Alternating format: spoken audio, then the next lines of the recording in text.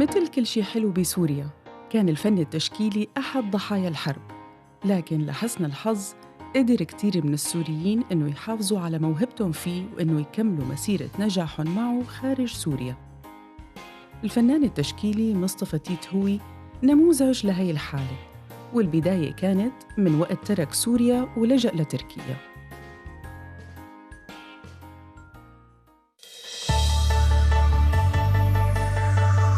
غادر سوريا ب 2014 تقريبا، هربا من الحرب وجيت ابحث عن الامان في تركيا. اول ما جينا عن طريق الحدود السوريه التركيه طبعا، كان استقبال جيد من خلال لجوءنا لهي الدوله الكريمه، واستقمت فريت يعني اقامتي كانت فتره قصيره في كلس، بعدين انتقلت لاسطنبول. طبعا كمواطن اجنبي بيجي لاقي دوله ثانيه تعتبر يعني فيها اللغه غير لغته، فاول شغله بعاني فيها اللغه. فمن خلال يعني تجاربي مع الاتراك واختلاطي مع الاخوه الاتراك تعلمت جزء من اللغه ساعدتني في اندماجي وانخراطي مع الاتراك.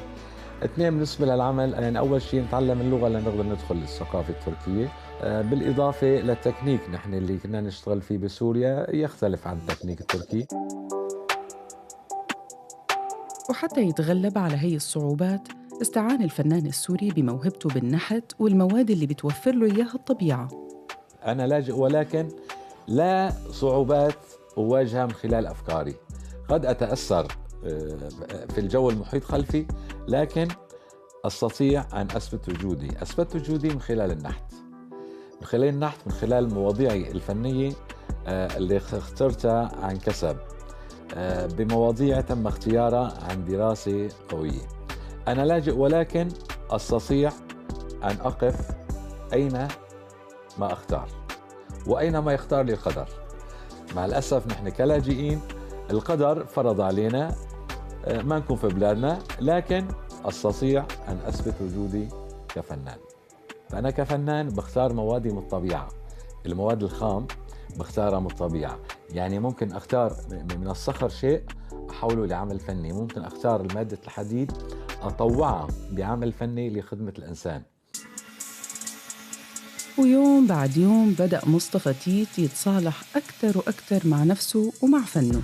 العمل كرسالة إنسانية، فحصرا يعني لما بدها تكون ناجحة بدها تكون أنت عايش الحالة، وأنا كنت عايش حالة الحرب، فأعمالي كانت تتأثر باللون الرمادي، باللون الدم، باللون الأحمر، باللا شعور طبعا.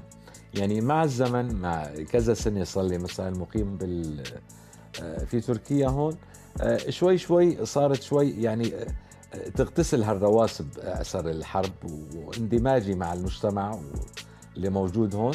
شوي شوي صارت تتحول المواضيع من حالة حرب لحالات شوي أقل قسوة وأقل حالة من اللي كنت عايشها بمرحلة الحرب.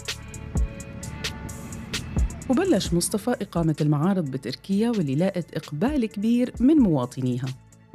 المعرض هو عبارة عن عرس بالنسبة إلي، وبقدر أقدم فيه كل الكينونات اللي كانت بداخله من خلال تعابير الأعمال الفنية. كان هناك إقبال كبير بالنسبة لأخوتنا العرب يعني الموجودين في تركيا، والأحدث من ذلك مع علاقاتي مع الأخوة الأتراك، فصرت ألاقي إقبال جيد وتقبل الثقافة العربية وثقافة النحت السوري. يعني من خلال أعمالي هي حاولت أنه أدمج الفن السوري المعاصر مع الفن التركي الحاضر. وهي كانت رسالة مصطفى تيت للسوريين بالخارج. نحن كسوريين نحن صرنا كصورة عامة في كل العالم، في كل بقاع العالم كنت تلاقي لاجئين. أنت كإنسان لاجئ لازم تثبت وجودك وين أنت موجود، تثبت قصة نجاحك من خلال عملك وأمانتك وإخلاصك لعملك. ممكن تثبت أنه هذا وطنك من خلال اجتهادك وعملك ووفائك لهذا العمل، فممكن تكتب قصة نجاح جديدة في أي مكان تكون موجود فيه.